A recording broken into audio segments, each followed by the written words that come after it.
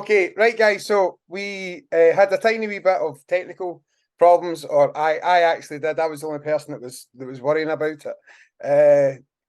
But we're here and super chuffed to have Martin Stepek with me again. This is actually the third time you've appeared on the show, Martin. You're the first person ever to be in the chair 3 times. And right, so joking aside, I genuinely can't think of MD better that I would want to have on the show as often as that. So thank you so much for joining me again. It's my pleasure. I hope I say roughly the same things each time and don't disagree with myself. Well, do you know one wee thing that I best mention? My little boy goes to a music lesson we're recording this on a Monday night, guys. I'm still not entirely sure when I'm going to put the episode out yet this week, but so I was rushing back and got onto the usual road that I would take to come home, and it was closed. But it was one of those ones where the sign wasn't telling you it was closed till right at the very last minute. And then I must have been behind every learner driver in Hamilton tonight and every red light, and the time's ticking on. And I'm thinking, this is the universe telling me it's time to talk to Martin Stepek. Well, the car is the hardest place to be mindful in the whole world, that's for sure. You know, it's funny, but because I'm a very impatient driver at the best of times, and I was just thinking, oh, I need to get back for this podcast. But listen, we're here, and that's the most important thing. Absolutely. So, okay. It's funny you said that there about saying the same things, because I've actually had a really good think about your appearance tonight, and I'm thinking there's a few different things I would like us to chat about tonight, if that's all right. And of course, that depends what they are. Indeed.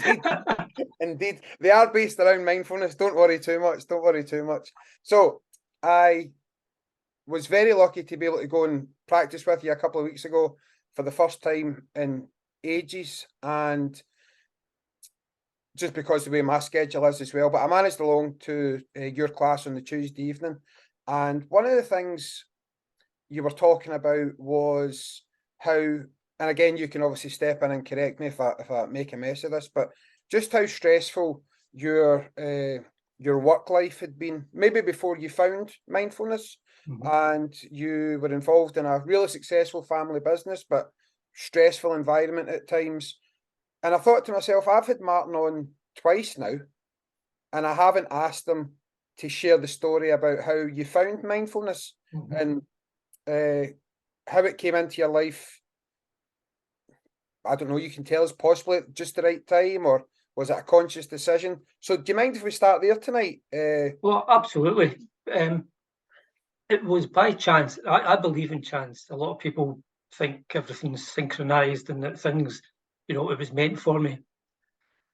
I think that's probably not my view, in large part because my grandmother died of starvation as a result of being in a Soviet labor camp, and I think when you see the negative things happening in life, you don't bouncily cheerfully say, oh, the universe has just done that to me, Yep. It's only when the good things happen. So I do believe in luck. I believe in bad luck and good luck in life.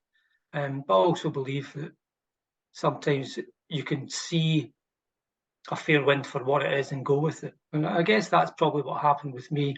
So in one sense, something like mindfulness was probably something I've been looking for since I lapsed out of Catholicism at the age of 12 or 13.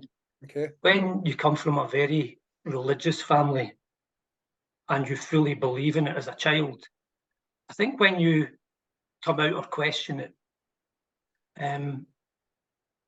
you are still trying to find that clarity about what is life for. And I think that's been part of me since I was a teenager. Mm-hmm. And it never really stopped being part of me. And the whole big thing of why am I here? Or what should I do while I'm here? What's good things to do in life? What are not good things to do in life?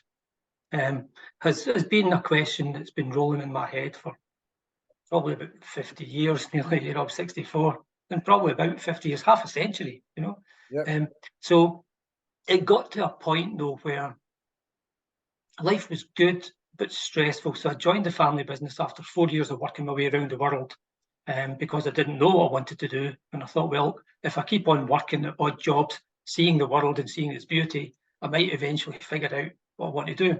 Yep. Having failed in that after 4 years, but having met my now wife, I very quickly went from having no responsibilities at all and total freedom to marriage, mortgage, and a job in the family business.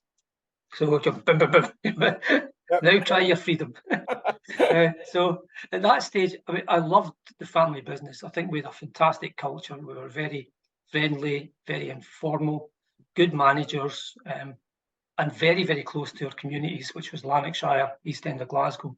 20 shops in virtually every town in Lanarkshire. And we knew the people because we grew up in Lanarkshire, so it was very local to us. And that was great. And working with my brothers and sisters were great. And then there's the but. But it was long hours, which didn't bother me too much. But also, I didn't really want to be in a business that was selling TVs and videos and washing machines. It wasn't the kind of thing when I thought I was 10 years old, what do I really want to do in my life? Yeah, sell tellies in a shop, So in that sense, it wasn't fulfilling. All the surrounds of it were fulfilling, but not the purpose itself. So that was, in a way, gnawing away at me. Consciously, I was aware of that. But also then, I'm one of 10 kids.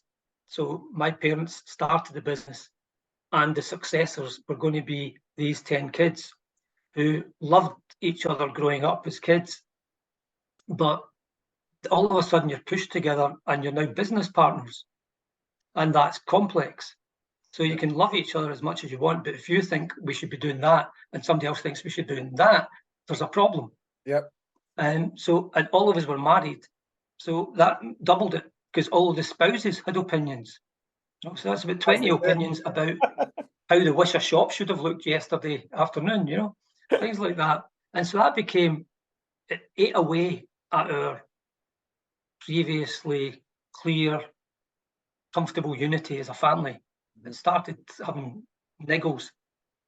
So those two things together started me thinking, I need to find something for my stress. I was finding it stressful. I don't like conflict. I've never liked conflict. I certainly don't like conflict with the people I love. And this was happening more and more, not in an aggressive way, but just presence. So ironically, we went, when I say we, me, my wife, and our two kids who were very young at the time, in 1998. So Katie would only be 3, Ian 7. And we went to Borders Bookshop in Glasgow, which used to be in Buchanan Street, beautiful, big, sort of 6 stories of books. It was amazing. Yep. So we went there to pick a book each to take summer holiday. I think it was Germany or Holland. We were in a camping holiday that year. And being too pushed into the business, I was actually looking for books about the internet, because the internet was this thing that nobody had actually tried, but everybody had heard of. Yep. And I was thinking we need to be there at the beginning, because otherwise you'll just get swamped. So I was looking in that section, the IT section, and out the corner of my eye, I saw this big bright thing. I thought, what's that? And it was a display for the Dalai Lama's latest book. At that time, it was The Art of Happiness. And I looked at it and I thought, aye, right. I had my very cynical head on. Say, aye, right, here we go, Yep. You just dress in a sort of robe and you close your eyes and all of a sudden everything's great with the world. And then I thought, I'll have a wee look anyway.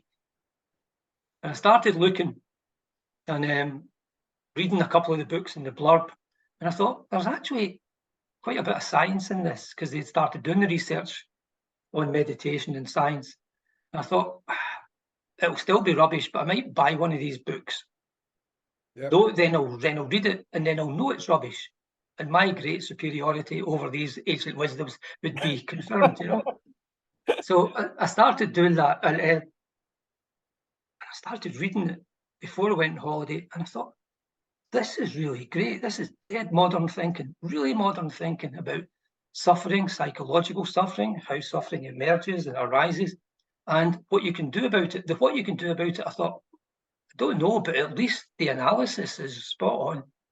And this book, The Art of Happiness, was co-written by the Dalai Lama and a guy I think I called John Hopkins, I think his name was. And he was a psychologist. So I thought, well, is science meeting religion or spirituality here? And it was interview and style. And they were really getting into the nuts and bolts of stuff I hadn't heard, which was probably the previous 10 years worth of research on the mind, neuroscience, and all that stuff. And they were showing that this stilling the mind, this strange phrase, stilling the mind, reaped all sorts of benefits physically and mentally in a person. And I thought, I'll try it. So that was me sort of hooked. I bought another book. So I took the two of them on holiday. And I was trying to do this meditation thing, which obviously everybody's heard about, but very few people have done it. And if you do think of doing it, you've probably got this stereotype that I just described there of doing it, So I was doing this. And when we came back from holiday, I'll continue doing it at work, just in wee sneaky moments. And I was finding it was really taking away a lot of the stress. And I was finding that I could think more rationally about the disagreements in the family and in the business. And that's really what got me go there. So chance, in one sense, in the longer scheme of things, it was within my mindset to try and look for solutions for metaphysical purpose sort of things. And then it worked, and I just thought, don't care if they wear funny robes, don't care, this stuff. I don't even care when I started doing the Tibetan Buddhist stuff, that they tell you to try and memorize a universe and put it in your head through the crown of your head, because that will jolt you out of your skewed view of reality. I said, I don't give a damn about all this. This stuff works, makes me feel peaceful, and I'm a better guy for it. And then this allowed the science to come in and was able to reshape it and rethink it my own way. But what a lucky experience. What age would you have been then, roughly? 39, just 39, coming on 40. See, as you were chatting, I just wrote the number 41 down because I'm 41 on Thursday, and I know there's chance and there's luck and there's serendipity and all of this stuff, but I listened back a little to your previous appearance in the show, and that I had said that I was a novice in this, and then you had very kindly said, well, I think you're being a wee bit modest there, Kareem. I think you kind of know more about this stuff than what you maybe let on type thing. And yeah, I've tried to learn as much as I can and practice as much as I can. Although I don't know if my wife would agree, but neither would mine. If it's any consolation. I think that now that especially when I'm 40, I'm 41 on Thursday, and I don't know, it seems to have drawn lots of things into clear focus for me in my life. And mindfulness is probably really high in there because I'm thinking, I don't know, maybe morbidly or realistically, I might be halfway through my life now, and I think I've made a lot of good choices, but I want to get down to the minutiae of good choices, and not just make the big life choices, but make the small moment choices accumulate to become better big choices. So I don't know better than the big choices. Indeed, as well. Indeed. So I don't know, you as a 39-year-old, 40-year-old, do we all get to that age where we maybe look for something, and was it chance or was it the universe or what was it that gave you mindfulness just at that? Now, that Dalai Lama presentation in the bookstore might have been on a different floor. It might have been somewhere else, and it was just right where Martin Stepek was that very day. Who knows? See, this is where chance, the universe, serendipity, synchronicity is a spectrum. At one end, it's just chance and luck, and that's what I kind of believe.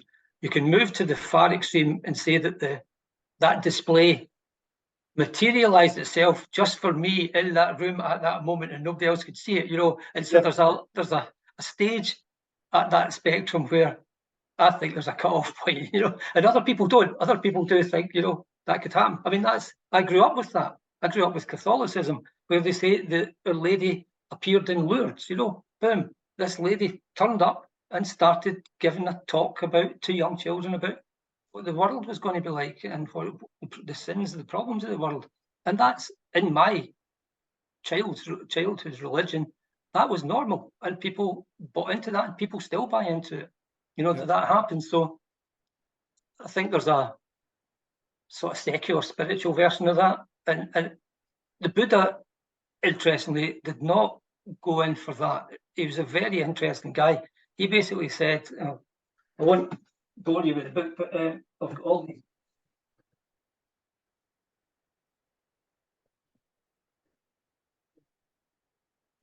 I know we're on video. That's all right. No problem at all. I love when guests do this. I've had guests. Remember, it's. Let's see. All right. What Okay. the Buddha taught. Now, there's a bit in this where he says it's fantastic. It's absolutely fantastic. He says there's a guy comes to him, so he's teaching to everybody, and he's got followers by this time. And there's a guy who's been following him for some time, but he's known to be a bit of a skeptic. And he says to him, "Look, I've been following you for years, for months and months and months, and yeah, I'm getting a lot of benefit, but you never tell me these questions. You never tell me the answer to these questions. Is the universe infinite? You know, who made the universe? All these big questions that everybody asks in life, you know, that most people ask in life." And the Buddha said, "Hang on a second." Well, I'm paraphrasing, obviously. "Hang on a second. Did I ever tell you these things?"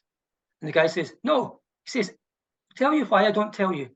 Because some things are so, people are unable to prove one way or another, that all you end up with," and the phrase is fantastic, "all you end up with is a wilderness of opinions." That's an astonishing phrase. You know, a wilderness, this is 500 BC, and he's saying, and 2,500 years later, we're still having the same discussions about the same stuff that we'll never know. And so basically he said, I don't answer questions like that. I don't look into questions like that. Why don't I look into them? Because I'm concerned with what I know works to help people. And I don't go into details about things that either I don't know about or that I know about but don't help. You know, you might think, you know, well, so Jeff Hurst scored a hat-trick in the 1966 World Cup final, but does it help a human being in his life? Probably not, unless you're Jeff Hurst. But you know, or your English listeners. Or our English listeners, of course. So, but the beauty of that teaching is so strong. It's like, focus on what helps you and others through your life. Don't get caught up in all the other stuff, you know. So it's just really interesting. Now, what is extra interesting about that is, and I'm embarrassed that I wrote that down wrongly, because, as I say, the last time I was at your practice, I actually wrote it down as a wilderness of problems. Same idea. However, and I'll show this to the screen, the listeners won't... I might have said it wrongly, but I don't think so. No, not at all. And I've actually put it in my podcast notes today to speak to you about that. So there you go. So as I say, I'd written that down because so let's chat about that, because I had that had really struck me, as I say, when I came along to your Tuesday night practice, and I actually have so maybe that was 3 weeks ago now, 2 weeks ago, and this has been in my head, and tying this back to our mindfulness practice. So I love the big questions, but funnily enough, and as the Buddha said, I get nowhere with them. Funny that. And I think that... I've been there, Karim. I have been there. Yep. So, how much of our time... Now, it doesn't have to be, where does the universe start and end? Let's try and explain infinity. Is there life after death? these big problems can be focused downwards to what's the doctor going to tell me at this appointment next week, when you have, I don't know how many thousands of millions of moments before you actually get to that doctor's appointment. And even like myself, as I would say, probably would I describe myself as a casual or moderate Muslim? Definitely on the moderate side. Do I believe that we go to heaven after we die? I think I probably do, today at least. And I think that's where a lot of my faith comes in, because I challenge things all the time regarding faith and things. And sometimes it's fun just to have big sort of thoughts and drift away into these. But mindfulness teaches us the exact opposite, as the Buddha taught, as you taught 2 weeks ago at your session. So what's the question there? The question is, how much, I'll use the word damage, maybe that's a bit strong, but how much damage are we causing to our mental health and our well-being by worrying about the big stuff? Cool. Great question. I think it's not so much about damage, except in the big scheme of things, which is that we've got limited time on this earth, whether there's a life after it or not. If there's a scarcity of resource, which is time, then in economics you'd say you should use it wisely, you should use it most effectively. And if you spend cumulatively 3,000 hours pondering in an interesting way and in a fun way all the big questions in life and come to no conclusion on them, then it's been just a casual bit of fun. But I don't think those questions actually, they've got a depth to them that isn't the same as a little bit of fun. So you've almost made a little bit of fun out of something that's actually very deep. And if you can't find the answer to something, and you probably know you can't find the answer to them, then isn't there better use of time? And interestingly, I don't know if I mentioned this at the same time in the talk, but I quite often link the two together. The great pre-war actor and film director, playwright Noel Coward was once asked about this, and he says, "Work is more fun than fun." And I think that is a really powerful statement, which basically says, "Is life?" That's what he's saying. Life is precious. Find what you love doing, and do that with your life. And so it's not fun anymore. It's work. It's being productive. It's good use of your time, and you're loving it. Yep. What I've found in my own wee imperfect world is peace of mind is more fun than fun. So if I've got the question, and I used to do this all the time as well, you know, when I was searching around, you know, so is the universe infinite? You know, is there a God? You know, if there isn't a God, maybe there is a God, but who made God? And all these questions, you know, that go on in people's heads.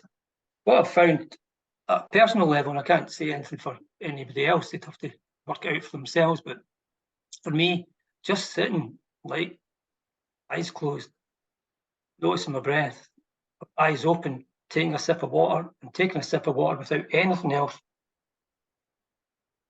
in the world, let alone the whole universe, bother me. I put it back down. That gives me more life satisfaction than the fun of pondering. It gives me more life satisfaction than my favourite TV programmes. It probably gives me more satisfaction. A sip of water probably gives me more satisfaction than all the TV programmes I've ever watched put together, or all, even just the good ones, and all the football matches I've watched together, and all the concerts I've ever been to. So it's this, and people might turn around and say, "That's rubbish, no, that's nonsense, that's you taking away all the fun of life." But actually, that's because a lot of people haven't experienced peace of mind. They haven't experienced a deep sense of what it means to be completely at peace with your life, with your partner, with your family, with the world, even knowing that the world is sometimes chaotic and crazy and terrible things happen. Yep. I wouldn't swap peace of mind for anything that anybody could give me. And I don't mean this in a falsely modest way. I'm pretty rubbish at this compared to the really good people who do this. And I've got enough peace of mind. And I'm sitting in Hamilton, you know. I'm not sitting in Tibet, you know.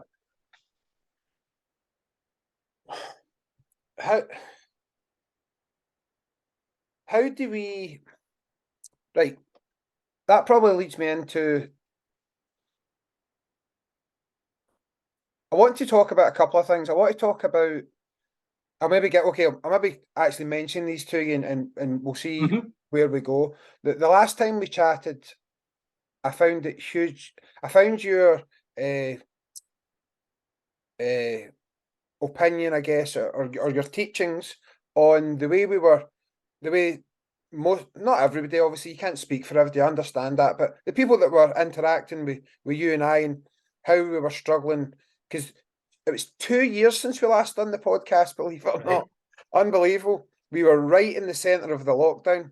So I want to unpack, I guess, how you think we're coping with mental health as we hopefully come out of it. But we'll come back to that perhaps, because what you've just said there, I need to investigate that a wee bit more. And one of the questions I had was very simply, I think a lot of people look at mindfulness, even people I speak to, and I murder it all the time. I try my best to explain even what I think it is and the benefits. And as soon as you mention the Buddha or anything like that, people think it's sort of wishy-washy new age crap. Yeah, exactly, right, exactly. And for the record, Martin Stepek said that, not I. But okay, here's a really basic question, which I've actually written down. What is mindfulness? Question mark. What are the practical skills learned or practiced through mindfulness? So not all the wishy-washy stuff, the actual practical skills that you do and you teach to get yourself to that position where that sip of water is so perfect. Okay. Again, I think there's a question in there somewhere. Well, definitely, it's the answer is quite straightforward. And the problem is that most people who are taught mindfulness aren't taught it well. And I say that again with all due modesty, but most people teach mindfulness as a way of relaxing when you're stressed. So it's like a massage, you know? Yeah. You know, or it's like putting on some calming music. But mindfulness does that, but it's not what its key purpose is. You know, I mean, you could put a pancake on the edge of a door and use it as a wedge to keep it open, but it doesn't mean that's what pancakes' purpose. Yeah. No, bad analogy, but never mind. That worked. When mindfulness is a skill that you learn to notice everyday life better, especially what's going on up here in your mind. Because what goes up here in your mind can, as everybody knows, can be really volatile. You can get angry over nothing. You can get things way out of proportion. You can be bitter about things that happened 20 years ago. You can still be guilty about something that happened when you were 10, whatever. So the brain is not the perfect version of what it could be. So mindfulness is building up the ability to notice in order that you can intervene when the world or when your brain, your mind is not going to do something helpful. So it's an attempt to intervene. And when you intervene, you don't suppress it, you just notice it, and then you just gently slide your attention to somewhere else. Now, in Scotland, this was taught for generations after generations. My granny used to teach it. When I got annoyed, pouring with rain when I was going out to play football, she'd say, Martin, don't get angry, just take a deep breath and count to 10. It's a simple practice. Taking the deep breath takes your mind away from your anger. The count to 10 allows the anger to subside. Boom, job done. Yep. Mindfulness is just that. But I mean, as you know, and I've said before, you know, I've got emails from people who were committing suicide in the moment of being mindful, and they stopped killing themselves in that moment, you know, and they're saying, you know, I wouldn't have seen my children grow up if it wasn't for that. You know, I mean, that's just awareness in a moment. and the skill of learning to let go of something and place your mind somewhere else.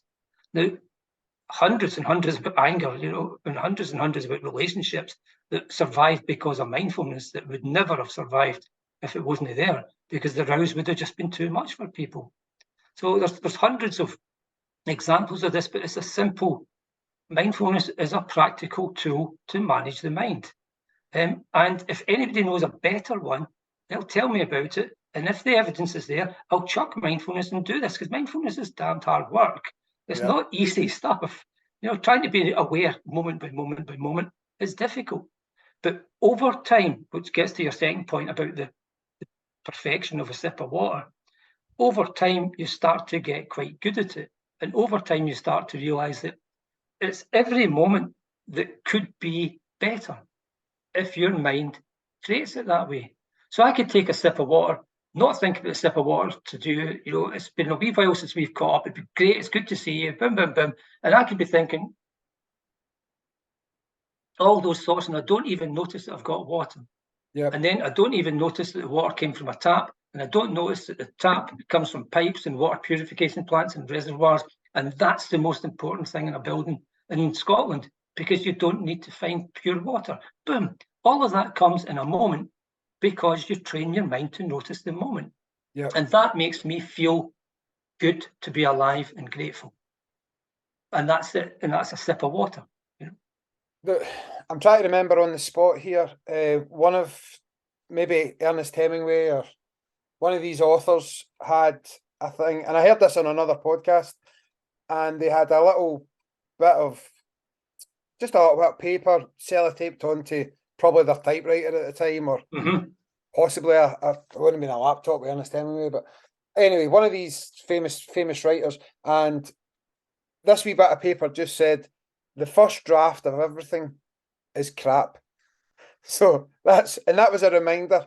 And that reminds me of something you said before, which was there's no reaction we can have which without mindfulness cannot be improved.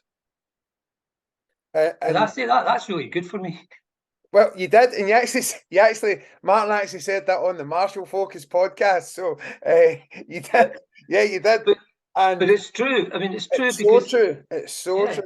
Yeah. I mean, there was a psychologist on Radio 4 once said, almost the exact same as whether it was Hemingway or whoever, said, your first thought is always terrible.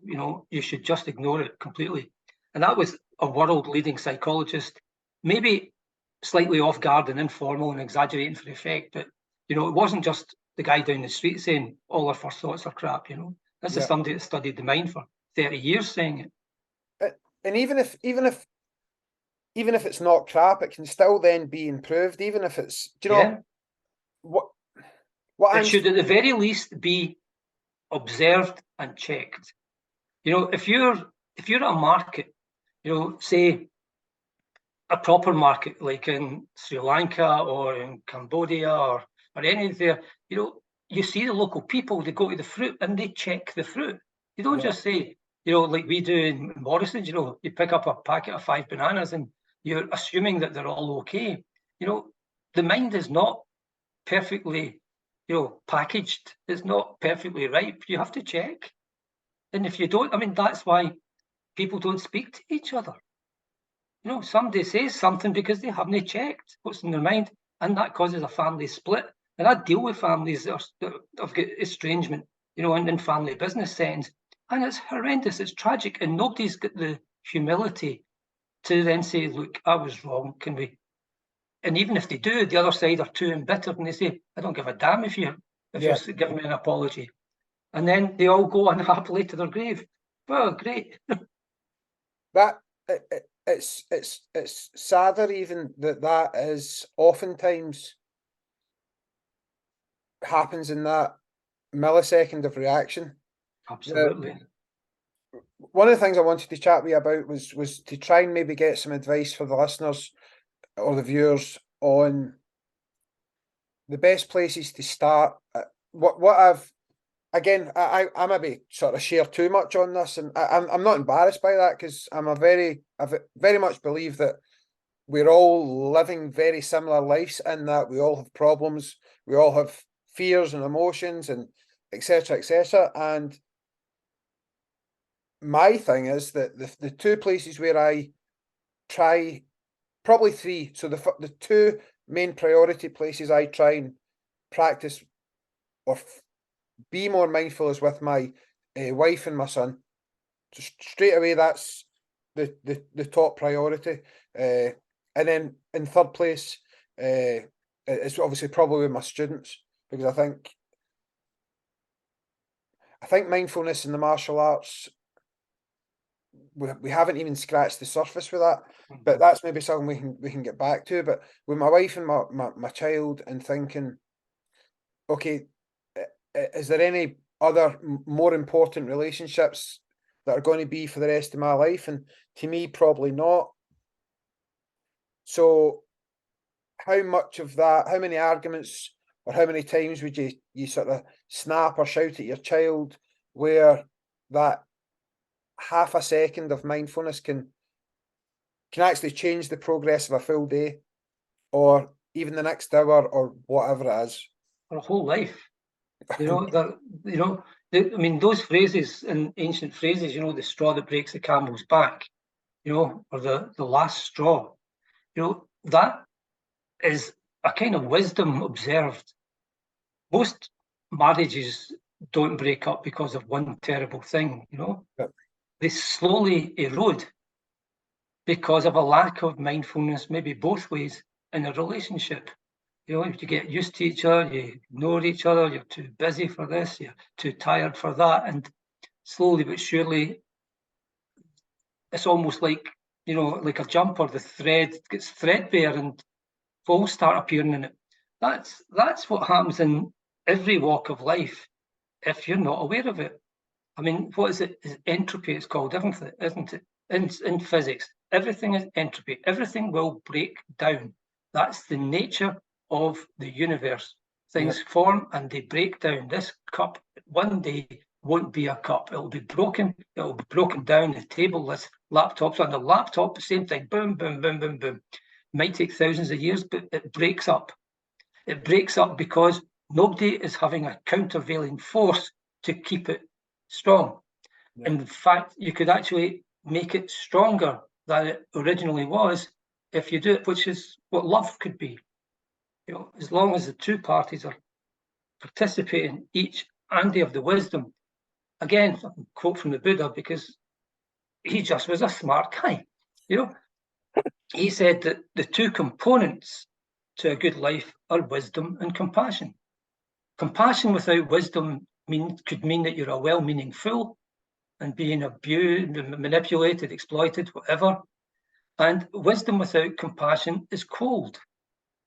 Where is the care? Where is the love? So these two combinations, if both parties can bring wisdom and compassion, which is another word for loving kindness, to the relationship, it will never break down because you're constantly reinforcing it to a point where it'll be a lot better than when you first fell in love. Yeah. Because there's a depth to it that wasn't there at the beginning. It was sort of shallow attraction. So I think that's how I would see things, and it's not just big stuff, that erodes in life. That's why the moment matters. Moment matters in tiny little ways. Just say, I'll get that. Don't you worry. I'll pick it up. Or what did you go down the shops? What happened today? I'd ordered a coat in Next, and Christine was saying she's going down the street to the gym. She'll pick it up, and I say, no, I'm going later. Don't you make that half-mile journey out the way. I'll go and get it. And I don't think, it's not sort of laying down like Walter Raleigh, his cape, for Queen Elizabeth. But, but it does matter because it shows you're thinking about the other person. If you were, and staying on this sort of practical application theme, I guess, someone comes to you, and they're really struggling all over the place. Is there, the way I've given the example of, right, do you know, for the next while, I'll try and bring as much mindfulness to my life as I possibly can, but where's the most important, and then try and put it there. Where should people start, rather than being, right, you have to be mindful of every single moment, of every step you take, and every drink, and every bite of your sandwich, and every drop of rain, and people, I think people are, that's one of the things that perhaps people hear or think that they've taken from it, and then, oh no, I don't get this at all. Yeah. Where does a novice start in mindfulness? I think there's two parts that need to be developed simultaneously. One is understanding your mind, and the other is how to practice. If you just practice without understanding the mind and why you're doing it, it's easy to just say, oh, it's too difficult, or I can't be bothered doing this. But if you understand that how you feel about being alive is the result of all the thoughts you've ever had and all the experiences you've ever had up till now, plus your genes, then you start to realize that every moment from now on can shape me to be happier in life and better in life, or it can shape me to be grumpier in life and worse in life. You know, that's a simple fact. Is every experience you have shapes you. This is neuroplasticity. Every single experience, whether it's a sip of water or whether you're diving in to save a dog in a pond, you know, but they all have an effect on you. And nobody with any degree of sanity would think, I'll just keep going on as I am just now, even if it makes me dead unhappy. You know, think, whoa, what a great, wise decision is that? So if you know that you can make the most of these moments as best you can, and that will make you move in the direction of greater fulfillment and happiness in life, why would you not do it? You know, if it's too hard, I can understand people lapse and then get back on, lapse, get back on. That's fine. That's better than nothing. The practice itself, you can start anywhere. I mean, that's why sometimes, you know, I mentioned about, you know, first thing in the morning. Well, first thing in the morning, I wake up. Where do I wake up? Well, lo and behold, no big surprise, I'm in bed. I'm in bed. And what is bed? Bed's a mattress, a duvet cover, and a pillow. And isn't it what an amazing feeling? It's a really cozy feeling. Bed is one of the great inventions of life. You know, whoever decided that there was a mattress as well as a duvet and a pillow, you think, boom, boom, boom, what a great combo. You know, and you do that, and you actually really, when you stop and you not let the grumpiness about tiredness and waking up, or the thoughts of, oh God, I've got to get all that done today, but just sit, lie back and think, isn't lying in bed a great feeling? And then you feel good in that moment. And that's good to feel good in a moment, you know. You actually, and then the penny drops. It is possible to feel that way. Then you go and have a shower, and warm water on your body is a good feeling. And then you go and you have some toast, and toast is a good taste. You know, it's just this hello, wakey, wakey, wakey. These are your everyday moments, and most of them are good. So when you do that regularly, then you start to see that there is a benefit to this sitting down strange thing, noticing the mind, because you're now trying to learn to control the mind better so that you can enjoy the toast even more tomorrow. Or you can remember that the shower was good yesterday and it will be good today. Yeah. Do you think people lack compassion for themselves? Do you think they get into I was teaching class last week, and we were going through our forums or kata patterns, and I noticed a difference in the way that the children react to the way the adults react when they forget things, and they can get really, really frustrated with themselves. So I stopped class and sort of brought everybody in, and the way that certain things have been explained to me in the past, I tried to put that over to my students, and I said to them, okay, if that was your child who had forgotten their pattern, or any child, or if a child fell or they failed at something, how would you react to that? Let's stick on your child. Would you go over to them and tell them how rubbish they were? Would you go over to them and say, "Oh, you're terrible, just give up on this. This is rubbish"?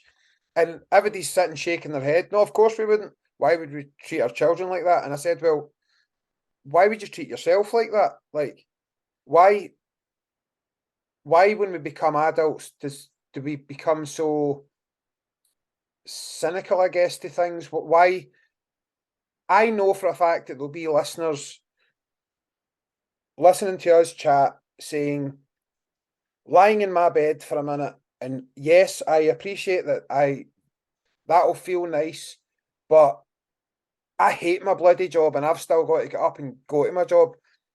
And I know it's not our responsibility, it's not your responsibility to break that down for everybody in the world, but I think we have a responsibility as teachers to try and how is there a way that we can try and bring people round to being a wee bit more accepting or a wee bit more compassionate for themselves, the way they would be for their child, do you know? I think there's two points here. One is, yes, people are very harsh on themselves, and people should be kind to themselves. People should accept that they're imperfect, that they make mistakes, that they screw up. Sometimes they even screw up in a big, really bad way in life. You need to let that go in order to go on with your life. And you need to learn to get these things in proportion. You know, I mean, we're seeing a war just now in Russia versus Ukraine, you know. Ask yourself, have you ever done anything as bad as that? Well, no, hopefully, you know. So get things in proportion. We make mistakes, but you should just treat it as it's a mistake. Apologize if you've hurt anyone. Always apologize if you've hurt anyone, but then let it go, because the next moment's there to be enjoyed, not to be beaten up.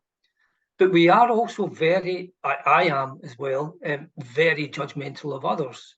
You know, maybe not the people that we're close to when we're kind and say, oh, don't worry about it, it's okay, no problem. But the people on the TV, the people on the news, I don't think we're probably as kind or as thoughtful. Say, oh, they're just a human being, you know, the fact that they've done this crime and that crime, you know, maybe we should just let the justice system take care of it, and we don't need to shout, hang them, hang them, hang them, you know, like you see on Twitter and like you see on social media, the amount of poisonous hatred of people and judging of people is crazy. I mean, it's insane. If you actually were able to analyze those people's tweets, those people would be locked up because they are showing degrees of uncontrollable verbal violence that nobody would deem acceptable. So there's that side of it. Now, the other side, can't remember what we were talking about. The guy waking up and thinking, I hate my job. Right, there's two separate things. One is, but you're still in bed. In bed, you're enjoying yourself. At least that part of your day is good. If you're in bed thinking, oh God, I've got to go up and get my effing job, you know, I hate it. You know, you've now actually made that moment bad as well as all the hours of your work. And then you can turn your work part in. What elements are bad? You know, is it all bad? Really? Is it all bad? You know, I've worked in the blooming Western Australian desert, 46 degrees centigrade every day. You know, I mean, you want bad, you know. I've worked picking strawberries, which means that you're bent over 8 hours a day. You know what I mean? Tell me about bad. And you get through it and you can laugh at it afterwards. People mistreating you, you know, there are ways, if work is so bad, if that's an example, look for another job. You know, you're not trapped in these places. Maybe it'll take a bit of time, but you should not accept the unacceptable. If you can't change it in ways within the workplace, go somewhere else. You should not be held hostage to unacceptable feelings. But I know that's not your main point, but that's what people got to think about. But, you know, there's elements of work. I mean, I've had elements of work that have been incredibly boring, or people I've worked with that there was no personal chemistry between us. But you have to accept that. What you're going to do, try and transform all of humanity so that they're acceptable to you, or every piece of work, so that when you work outside, it never rains. This doesn't happen. Yep. The two wee things just to make a mental note there. That thing about, okay, work's going to be bad, but I'm lying in my bed right now, and that's good.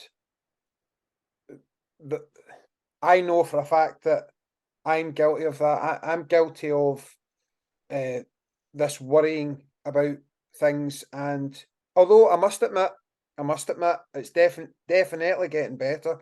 But this, and I know I mentioned this earlier on, but it could be, I need to go and get a tooth pulled out, or I need to go to this appointment, or whatever it is that you're getting done, doesn't stop now, or it doesn't stop the next. And I know I mentioned that earlier on in the podcast, but it's so true. The thing about Twitter and Facebook or whatever, I think I can tie that back to being mindful or not being, because if you were to say, I think we've all been criticised, maybe not, but a lot of people have been criticised badly on social media by now, maybe at least once. Yeah. That person would not say that to you, to your face, or 99.9% of them wouldn't. But there's no consequence, there's very little repercussion or consequence to online transactions. So there's no thought in it at all. Yeah. Standing there, you have to be, if someone's standing, unless they're in a rage, if they're standing thinking, I don't like Kareem's Taekwondo class, I didn't like Martin's mindfulness session, this is maybe mindfulness in reverse. They still have to think about that. What's the consequence of me walking up to Kareem and verbally abusing him? But on social media, we don't have that. It's literally just, I can type whatever I want. This guy's thousands of miles away in the States. Boom, boom, boom. But what it does is it just creates negative waves after negative waves, and it gets worse and worse. Yeah, and I think there's worse than that as well, comes in that people start getting addicted to the argument, and that they are taking up whole big portions of their life just waiting for a comment to be negative about. Or there's threads of 350 comments, and each comment goes, this view, that view, this view, that view, this view, that view. And this is back to, you think sort of the Buddhist comment about the wilderness of opinions, about whether there's a universe, whether there's a God and stuff like that. He's saying that's a wilderness of opinions.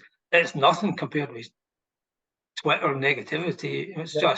That's just literally saying, here's a big chunk of my life, it's in the bin. Big chunk of my life, it's in the bin. Moreover, the person that's saying that is now a much worse person to their spouse, their kids, their parents, than they were before they started all the negativity, because all of that is feeding into them.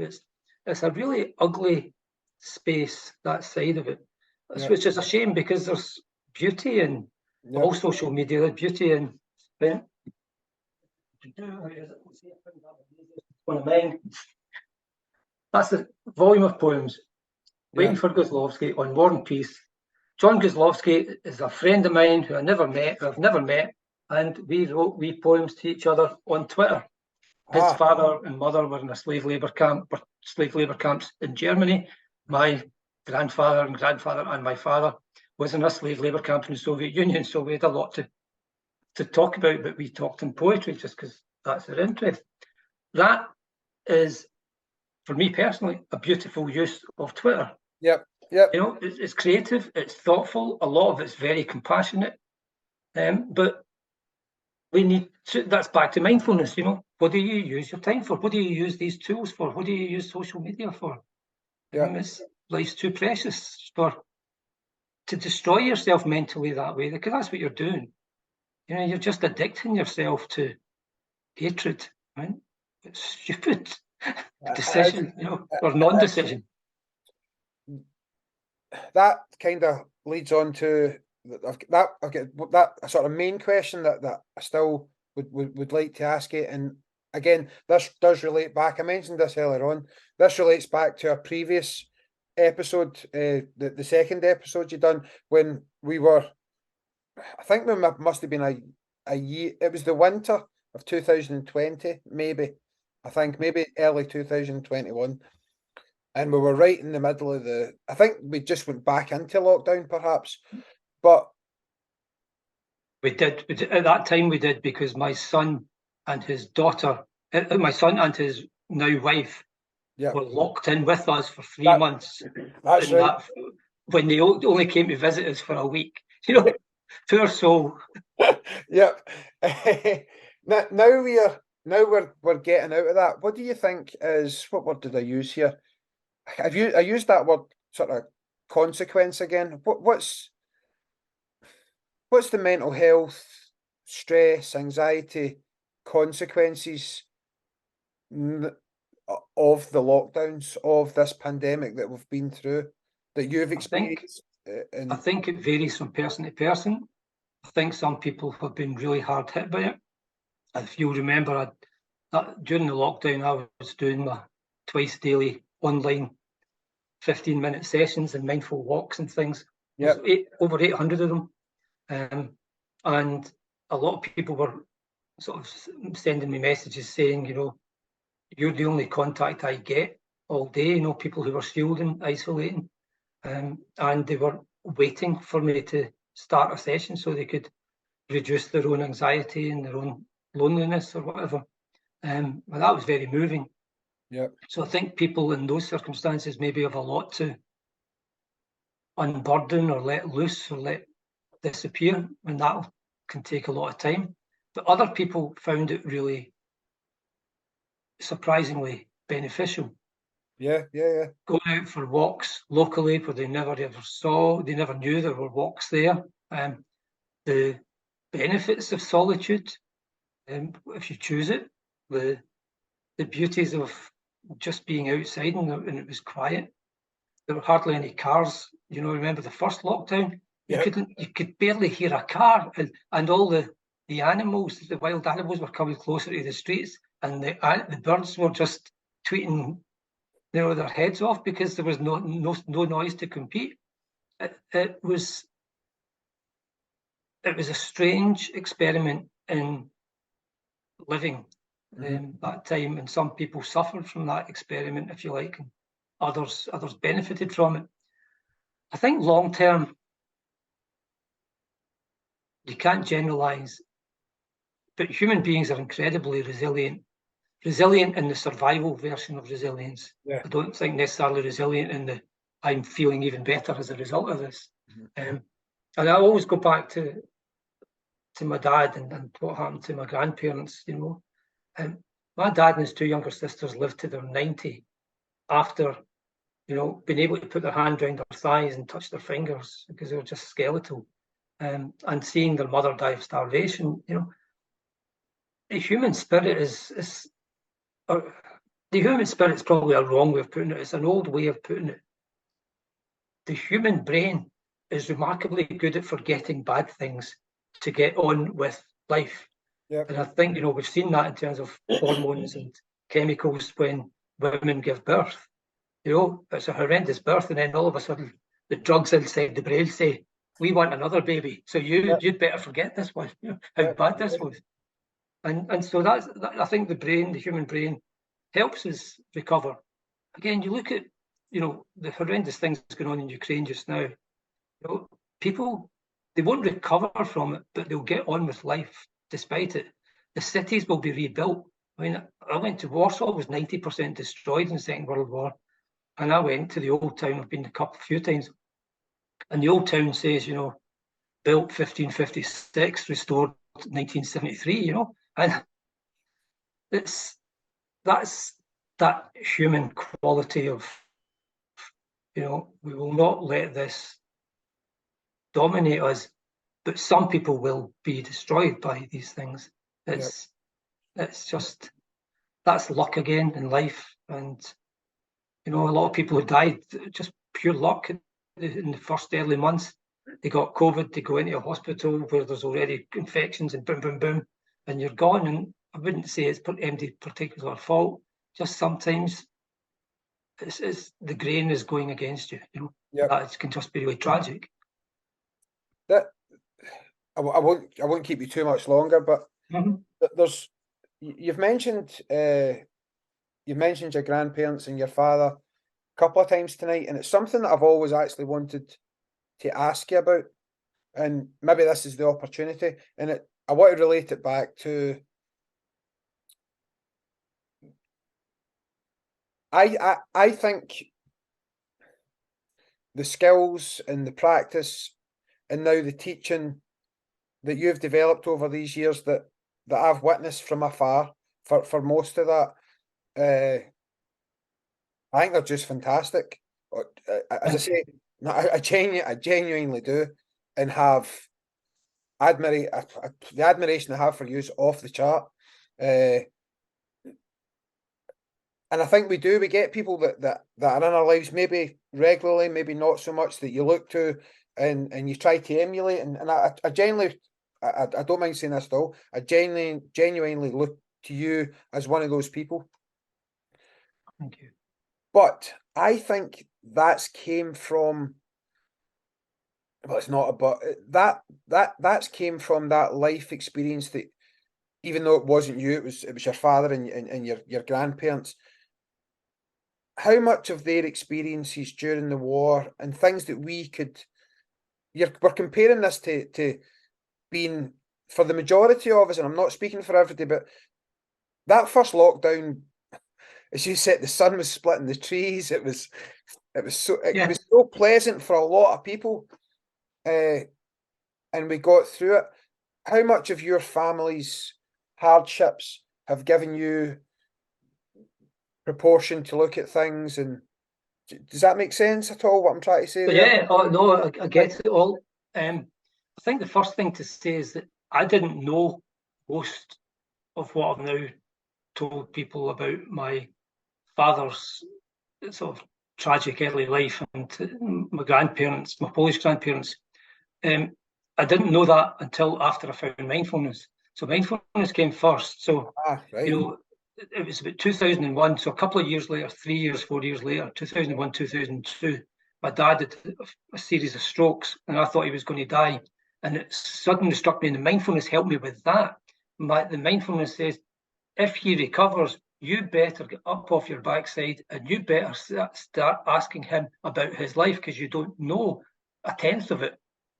And so I did that, and then I went to his two younger sisters, who are thankfully still alive as well. And with them, I was smarter, so I brought my phone and recorded them. I brought my video, audio and video. And so I've got hours of them, which I don't have of my dad, ironically.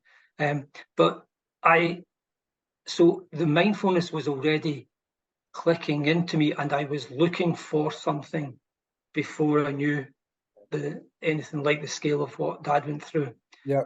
That said, after it has been this sounds manipulative or exploitative. I don't mean it in that way, but it has been incredibly useful as a tool and as a reference point to say, you think this is bad?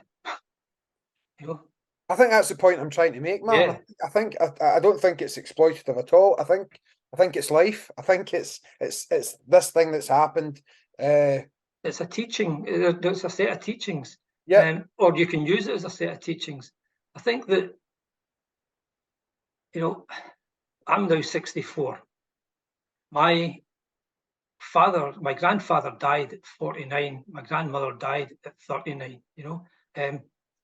Both of horrendous circumstances, not 2,000 miles apart from each other, with no intention ever of being separated for more than a day. Yeah. And my grandfather never saw his 3 children for the last 3.5 years of his life. It's just so painful, not knowing if they were still alive or not either. And what it does is it teaches you that things can be an awful lot worse than what you're complaining about. And therefore, to use mindfulness to see clearly whether what you're complaining about is worth even complaining about, which sometimes it is, and if it is, to what extent? So you get proportion, which is your wise words. But very often, what we're complaining about isn't worth complaining about at all. It's just more wasted time. And I think that boils down to me, the core of it is, and I think that then pertains to my dad's family life, you know, and my mum's to an extent, that this thing called life is strangely precious. You know, most of us don't think of it that way. Most of us don't think of a moment as anything of significance at all. Most of us just go on with our life in this kind of humdrum routine that we're barely aware that we're actually living. You switch on the telly because you're tired at night, you watch the news, then you watch the one show, and then you watch something else, and then the news comes back on and you're too tired to switch the damn thing off. So you watch the news again and it's the same news, and it's just boom. I mean, that's 4 hours, and you're thinking, 4 hours, you know, 4 hours. I would do anything to have 4 hours with my mum and dad again. I would do anything to have 4 hours with my brother and my sister who have died, you know. And these hours are not just flimsy, you know. It's like you know, you pick up, using the example of fruit again, you know, you pick up a bag of apples and well, that one's gone off, and you chuck it in the bin, you know. Life's not like that. You know, it's not sort of stuff that you can just toss away, but we toss away most of our life, I think. Yeah. You know, and that's where I then say, look, my grandmother died of starvation age 39, you know, bloody hell. You know, use these moments. She didn't have any more moments. She never knew her grandchildren. She never knew that her father survived the war. She never knew that her mother, her daughter and son survived the war. She never got to see that there was a Scottish family called Stepek. Yeah. You know, and she would have laughed her head off at that. She'd have thought, how weird is life, you know? But she didn't get those moments. And we have these moments, you know? And I think it's the closest thing to religion that I've got is moments are a priceless gift, you know? And throwing them away is it's just terrible. It's kind of self-vandalism. Martin, that is, do you know, I usually, I don't know if I would call it more sort of light-hearted way I usually like to try and end the podcast, but I think we will end on that, and I think it's a wonderfully poignant way to end the podcast. Talking about moments, and to be mindful for the moment, I think, again, that, I don't know, maybe I've not actually timed this episode properly, but it's over an hour anyway, and I genuinely thank you for coming back on the show, and to use that word, the moments that we've actually had having this wonderful conversation, honestly, and I'm genuinely touched that you were able to share your sort of feelings on that just at the end there. Like, yeah, a wonderful hour and a wee bit I've just had again. So I sincerely thank you. Thank you. I mean, it's my pleasure. It's always good to catch up with you, and that life's too precious, so you should do it again without the cameras, without the conversation. Just go down a cafe and catch up. You know? 100%, 100%. Right, listen, Martin Stepek. Again, I would say to everybody, go back. I usually write down if people appear more than once, I usually take a wee note of the episode numbers. I haven't done that tonight, unfortunately, but if you want to go back and start from the beginning of our chat, it's a way back at the beginning of the podcast. Then we've done one sort of in the middle, and we've caught up again now. So I hope people will go back and listen to them all. The one advantage is my name's not John Smith. You know, Indeed. You'll find me. Indeed. Right, Martin, thank you so much again, and I promise we'll have a coffee soon. My pleasure. Take care, Karim. Take care, Martin. God bless you. Thank Cheers you. now. Bye now. Take care. Bye-bye. Bye-bye.